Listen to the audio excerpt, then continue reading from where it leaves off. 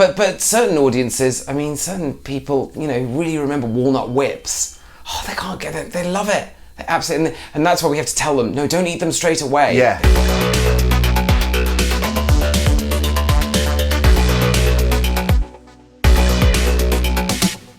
I'm very happy to say I'm with Giles Cooper. How are you? I'm very good. How are you? I'm good. I saw your show the other night. Thank you. Fantastic. What a great performance. I mean, you've got a terrific cast that you're appearing They're with. amazing. We are a true ensemble. I know it's about Nigel Slater and his story, but this story cannot be told without all the amazing cast of characters.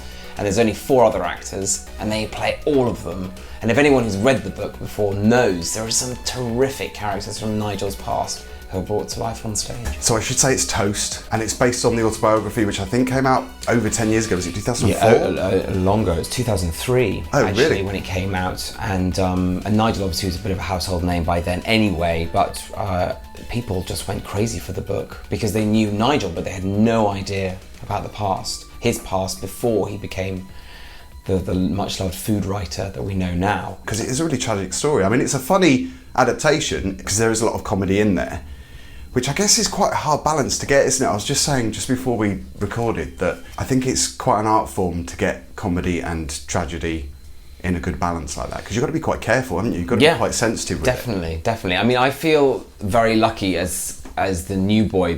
All the company had done this before, and it's had various different iterations around the country. Last year in Manchester and Edinburgh.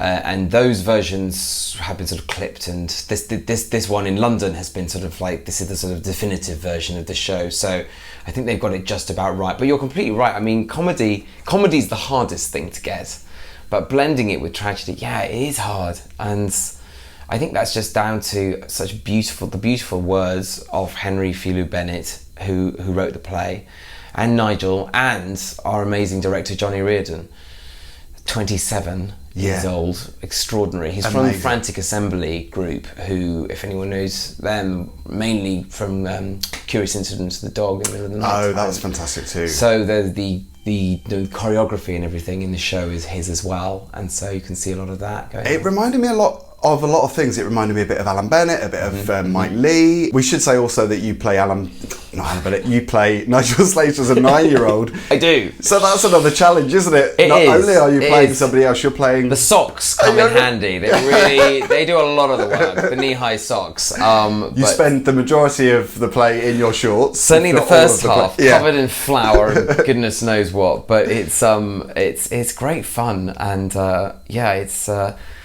he just leaps around. And in the second half, of course, I start to sort of grow, which is good fun and a bit of a relief for me.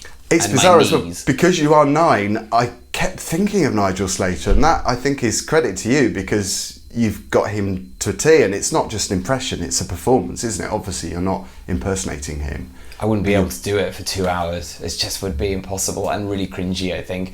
There's definitely some things towards the end of the play, some lines in the script which I've had fun over the course of the run, really sort of honing to sound just like Nigel, because they are Nigel, and he wrote these words, and some of the words come directly from the book. This is the thing. So there's a voiceover at the top of the show, which is Nigel, which anyone who comes to the show will hear. And a few of my friends, including my mum, actually, has said, "Was that you?" And they just couldn't tell the difference. So. Amazing. So that's good casting. That's what you need, isn't it? That's the perfect review, isn't it? It's really sweet. Yeah, I love that. So it's set in the 1960s. Yes. Was that quite a challenge for you? Was it difficult to not come out of that time period? Because obviously a lot of things are very different. Or were back then in the 60s. Was that quite tricky? I mean, not really, because I think a lot of because the way the story moves, it's a little it's not very naturalistic, because it's basically Nigel's memories, and each memory, some of the characters can seem a little bit larger than life. I'm thinking particularly here of the character Worrell, who plays his best friend, and also Miss Adams, the cookery teacher at school. These are quite kind of larger than life characters, but they're all because they're in his head. That I think that the period is all set for me essentially with the wonderful costumes and the set. And the set seems very simple when you look at it, but actually it's a work of art and like a sort of a magician's set, the way that you open a cupboard and there's the right cake or a jam tart or a certain prop. Again, the language, the food, every other kind of like scene there's a big reference to a certain food. And when I say things like, when I mention Angel Delight, there is often an audible sigh or gasp, a wonderful kind of noise of recognition. The woman next to me was just going crazy when you said that, because she was remembering how brilliant it was and how tasty it was, but I remember it being quite vile. It's a bit questionable. Yeah. I mean, but certain audiences, certain people, really remember walnut whips. Oh, they can't get it. They love it. They absolutely, and that's why we have to tell them, no, don't eat them straight away. Yeah. They're desperate to kind of... It's a really nostalgic thing, though. Really nostalgic. And very sensory, because when we were coming in, I could smell the burnt toast on the way in. Yep. And also, obviously, sweets are giving out, without saying too much about that. You mentioned the walnut whips. Bags are passed around of pick and mix. And vintage pick and mix. Exactly, Oh, yes. because what I found funny was that when they came to me and there weren't many sweets left, it was the Parma Violets at the end, because nobody wanted those. I just remember those being just completely disgusting. they can be a bit grim, a whole tube. But there we go. Now, I mentioned the terrific cast that you star alongside. Marie Lawrence is one of those actors and she's obviously a comedian as well. And I have a memory of her getting me up on stage when she did a performance at the Hospital Club, because I DJ at the Hospital Club as part of Vin's Night In, and she goes there quite a lot. And she caught you in her tractor beam, did she? She terrified me. She's absolutely one of the most brilliant and nightmarish people to act with, because she's so brilliant at what she's doing, her comedy. But because she's so good, when she just turns around and flashes me a little wink or a nudge or an eye or whatever, I can't hold it together. So I start corpsing, which is a disaster. Thankfully very, very sweet and forgiving, because I'm so unprofessional sometimes, but it's just, I love it. Don't believe it. God bless you. Now, you actually cook during the show as well. I do. Is that something that you do at home, or...? I try to. I've certainly started doing it a lot more since the show. It's really good fun to turn up to, here and in rehearsal, and I'm going to go back into rehearsals with some new actors who are coming on tour with me. I will turn up with some Nigel Slater goodies and things like that. Yeah. It only ever backfires slightly when Nigel Slater himself turns up, and then it's like, oh God.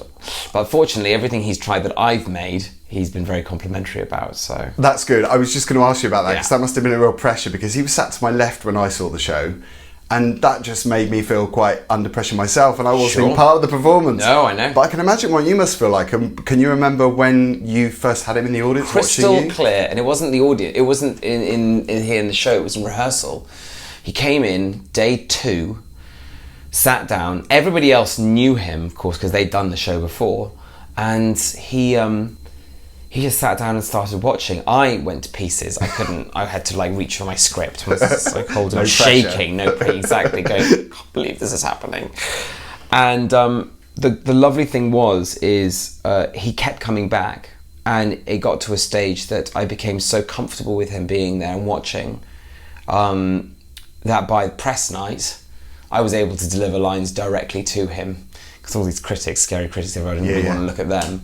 But I should sort of say that, all the way through this from day one, he's been nothing but completely supportive and lovely, and he just loves the show and what we're doing, and he's seen it a few times, hasn't he? Yeah, quite a few times. With different actors. He's literally past the cast. He's past the company. We wouldn't be able to sort of do this obviously without him, but it's just so lovely to have him here, part of it as well. So must be kind of weird to see somebody playing you on stage. Can you imagine watching a show where there are actual scenes from your childhood are reenacted by actors on stage? I can't wrap my head around it. And some of those scenes are really hard. They're tough, aren't they, to watch? Yeah, absolutely. And I can imagine for him that must bring back so many memories of his childhood. But I guess the wonderful thing is the comedy, tragedy, like we were talking about before. I think that really works, and Nigel, I think, really loves hearing people's reactions to the story. Yeah. And we do get some terrific reactions, sort of laughter and tears, Yeah. but mainly laughter. That's good, and it is a good balance. I read a fantastic story about you and Joan Collins, which I've got to ask you about. Where is this come from? Travelling on public transport on the top deck of a bus, is that true? In Birmingham? It is in Birmingham, in sunny Birmingham. This was a long time ago. So one of my first professional jobs out of drama school, I played her son in a show called Full Circle. We went around the country. She was great, absolute trooper. I loved her, and she invited me and another actor along to the cinema. We came out of the cinema in the afternoon, and we had a bit of time to kill, and we realised that there was no one coming to pick us up, and we were a little bit outside of town. We were at Five Ways, and you have to kind of walk down Broad Street. Anyway, so we started walking because we thought we'd go into town and find somewhere to have some tea, and we got about 30 seconds down the road, and Joan just went, "No, absolutely, I can't possibly go any further." So we sort of like stopped and ummed and ahed, and the other actor who knew her a bit better said, I had said, I'll try and see if we can find a taxi, and she said, yeah, no taxis anywhere, 4 o'clock in the afternoon. So the other actor had said, we could always take the bus. And she was like, anything. And of course there was a bus stop right ahead of us, so we wandered along, and we flagged it down, and we got her on, and I think there was some wisecrack about a bus pass, but I can't quite remember. She probably got a little stony. And then we turned around to the people sitting on the bus, and I'll never forget the reaction, because everyone was just sort of sitting there, and they were all at their papers, all looking out the window, and they just sort of went, nah. Just kept looked back down. Anyway, we got her up to the top deck, and she had a very jolly time. She must have been so desperate at that point. She really, really didn't want to walk. I have to ask you about Pride as well, because I saw it for the second time just recently. Such a fantastic movie, and I was saying to you that it should be shown to everybody. It should be compulsory viewing, I think. Definitely. Because it's such an important story. Definitely. I mean, I always feel a little awkward when I sort of go, no, it's a fantastic film. They're like, yes, you're in it. And I'm like, well, yes, I'm in it at a certain point, but only for a short scene, and I'm deeply honoured to be in it, because it's it's spoken to so many different people, so many generations, and we were talking about before, the most amazing thing about that film is no one knew that story. Yeah.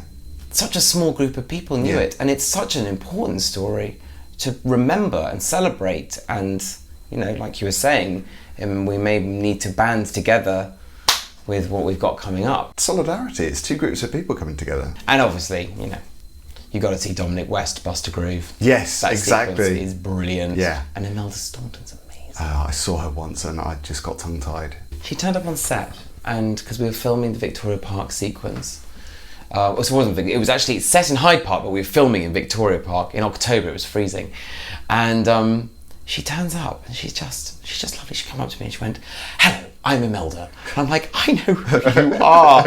I'm Giles." And she was just completely lovely. We'd have chats about different sort of things and camera angles and all kinds of stuff. And she said, "You should go and suggest that to the director." "No, you go. And I'm like, no, God, I'm not going to do that." She was lovely. She's amazing. She's a legend, as they all are. So you're literally on stage soon. I am, yeah. You're going to have to hot-foot it, because I'm going to have to let you go. I wish you all the best with the run, and it continues, not just in London, but we go around the country. So we open in Huddersfield on the 19th of August, and then every week we travel to somewhere else, from Newcastle to Liverpool to Brighton to Salisbury to Northampton and lots of other places in between. And finish, I think, in Crewe just before Christmas? Finish in Crewe just before Christmas. I think it's the first week of December. So you will get a break at Christmas? I will get a break. God damn it. Theoretically, I will get a break. Go just in time to go home and make some mince pies with my mum. If people can't get to see you in the London show, it's on here till the weekend. We're on here till August 3rd, so that's this Saturday, and then wait 2 weeks and then we'll be around the country. Yeah. So good to see you, Giles. Wish you all the best for the rest of the run. Thank you so much. Thank you. Cheers.